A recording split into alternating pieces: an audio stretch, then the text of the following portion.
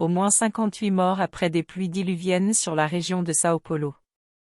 Le Brésil pense ses blessures après les pluies records qui se sont abattues sur São Paulo durant le week-end du 18 au 19 février.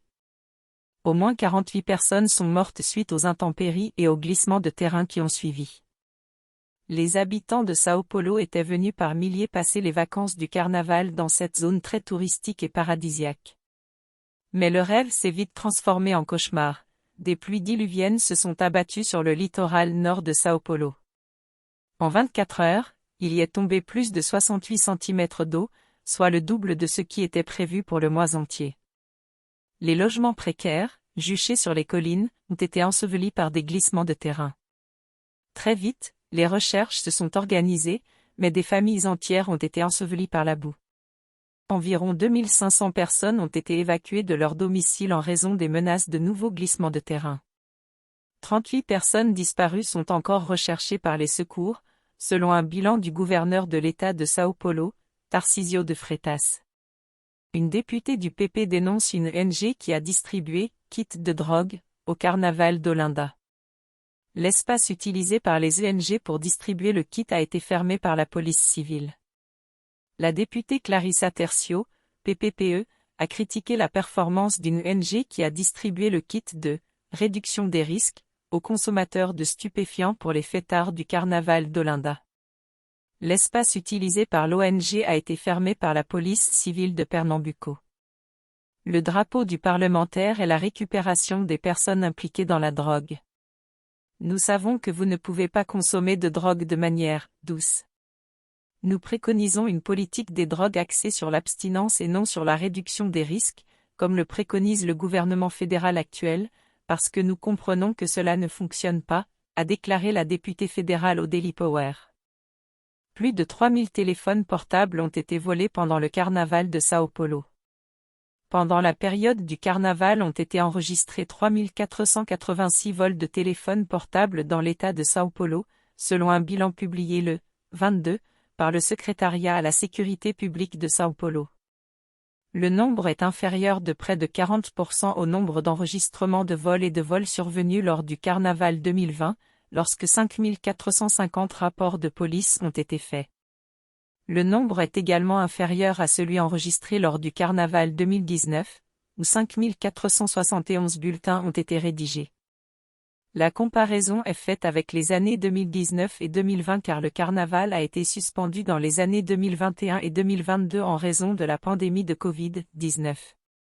Sur le nombre total d'incidents, 2328 étaient liés à des vols. Cependant, le nombre de téléphones mobiles volés peut être encore plus élevé, car chaque rapport de police peut indiquer le vol de plus d'un appareil. Selon le secrétaire d'État à la sécurité publique, Guilherme Derrit, 595 téléphones portables volés pendant le carnaval ont déjà été récupérés et rendus à leurs propriétaires. Selon les chiffres publiés aujourd'hui par le secrétariat, plus de 4,5 millions de fêtards ont assisté au bloc de carnaval dans la capitale de São Paulo. Pendant la campagne de Lula, il a lui-même déclaré que voler un téléphone portable ne constitue pas un crime, une victime de la société travaille et voler un téléphone portable c'est juste pour boire une bière, dit Lula. Prison. La police militaire a signalé que pendant le carnaval dans l'État de São Paulo, 629 personnes ont été arrêtées, dont 189 étaient liées au vol de téléphones portables. Nous n'avons aucune trace de violence plus grave, a déclaré le commandant de la police militaire, le colonel Cássio de Freitas. Le Brésil devient l'un des 10 pays les plus violents au monde. Au Brésil, une femme a été blessée au visage par une balle perdue, dans un hôpital, atteinte lors d'affrontements entre bandes rivales dans l'une des banlieues de Rio de Janeiro les plus touchées par la criminalité. Un fait divers qui illustre la violence croissante à laquelle les Brésiliens sont de plus en plus exposés, près de 64 000 homicides ont été recensés en 2017, soit plus de 7 par heure. Une femme de 61 ans a été blessée par un tir un samedi matin dans l'enceinte d'un hôpital de la ville de Niterói, précise un communiqué de la police nationale de Rio. Blessée au visage par une balle perdue, elle se trouvait dans un état stable, mais risquait selon ses proches de perdre totalement ou partiellement la vue. Chaque année, la situation semble s'aggraver. En 2017, 63 880 homicides ont été recensés, en hausse de 3,7% par rapport à 2016. Le Brésil est ainsi devenu l'un des 10 pays les plus violents au monde, avec une moyenne de 31 homicides pour 100 000 habitants, selon le rapport du Forum brésilien de la sécurité publique. Et cela n'est qu'une moyenne, la situation dans certains États pauvres de la région nord-est ou du nord est bien pire, avec des pointes à 68 homicides pour 100 000 habitants, alors que la moyenne mondiale n'est que de 7,5 pour 100 000.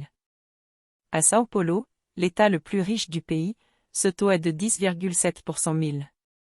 Les féminicides sont également en hausse. Le trafic de drogue, et les guerres entre factions de narcotrafiquants pour contrôler leur marché, en sont les causes principales. Lorsque ces combats font rage à proximité de zones résidentielles ou même des hôpitaux, la population subit les conséquences de cette violence au quotidien.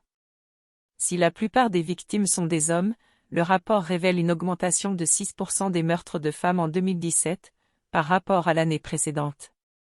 Au total, 4 539 femmes ont été tuées, dont 1133 ont été victimes de féminicide. Le Brésil, le pays de l'extrême gauche.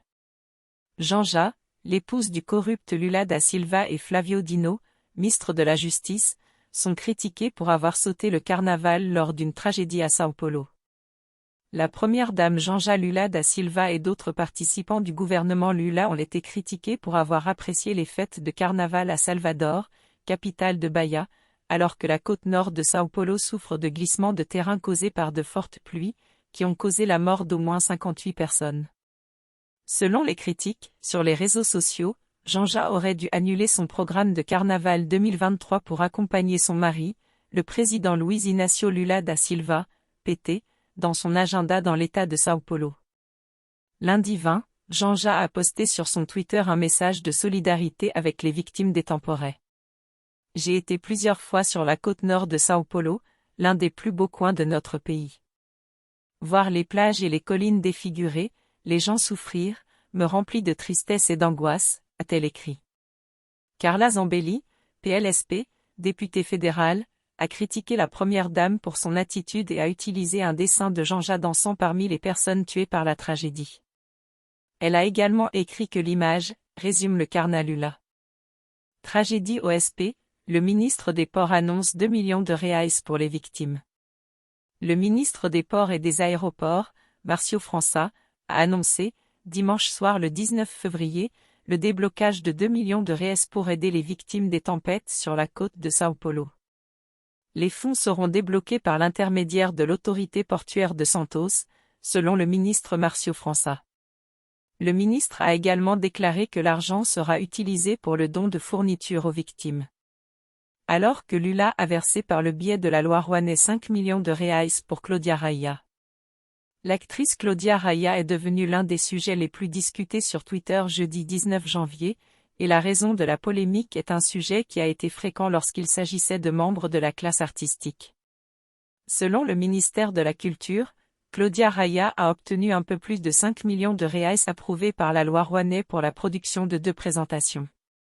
2 millions de reais ont été disponibilisés pour venir à l'aide aux familles victimes de la tragédie à São Paulo. Au total, il y a 4 066 sans-abri, 2 251 déplacés. Lors de cette 6e journée de recherche dans la région, les équipes de secours concentreront leur travail sur une zone où un groupe d'environ 20 touristes a loué une maison pour passer le carnaval. La résidence a été complètement détruite par la tempête. Le gouvernement de São Paulo conseille aux touristes de ne pas se rendre dans la région touchée par les pluies. L'objectif est d'éviter de surcharger les soins hospitaliers, la circulation routière et les approvisionnements en eau et en nourriture dans la région.